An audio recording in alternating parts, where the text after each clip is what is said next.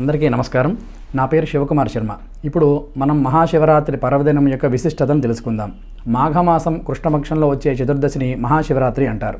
జన్మానికి ఒక శివరాత్రి అనే మాట మనం తరచూ వింటూ ఉంటాం. అంటే ఈ పరమ పవిత్రమైన మహాశివరాత్రి రోజున ఈశ్వరుణ్ణి మన శక్తి కొలది భక్తితో అర్చిస్తే ఈ జన్మ తరించిపోయేంతగా ఇహంలో సుఖ సంపదలు, అంతిమున ఈశ్వర సాన్నిధ్యం కలుగుతాయని సాక్షాత్తు శివపురాణంలోని తెలియజేస్తూ ఉన్నారు. శివరాత్రి అనగానే మనందరికీ కూడా ముఖ్యంగా గుర్తొచ్చేది ఉపవాసము, జాగరణ. ఉపవాసం అంటే ఆవాసము అనే రెండు పదాలు ఇందులో నిక్షిప్తమై ఉన్నాయి. ఆ పరమేశ్వరుడి దగ్గరగా నివసించడం అని అర్థం. ఈ ఉపవాసం అందరూ తప్పకుండా చేయాలా అంటే శాస్త్రం కొన్ని విధి విధానాలను రూపొందించింది. చిన్నపిల్లలు, వృద్ధులు, గర్భవతులు ఈ ముగ్గురు కూడా ఉపవాసం చేయకపోయినా వారికి ఎటువంటి దోషము కూడా కలగదు.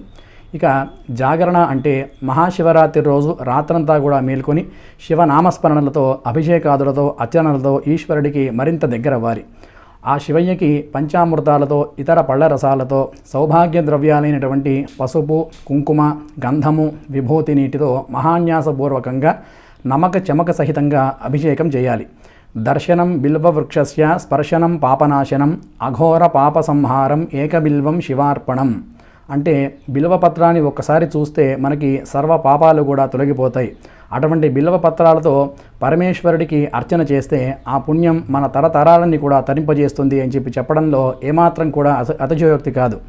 ఆ పరమేశ్వరుడి కృపా కటాక్షాలు మనందరి మీద కూడా ఉండాలని మనస్ఫూర్తిగా ప్రార్థిస్తూ నమస్కారం.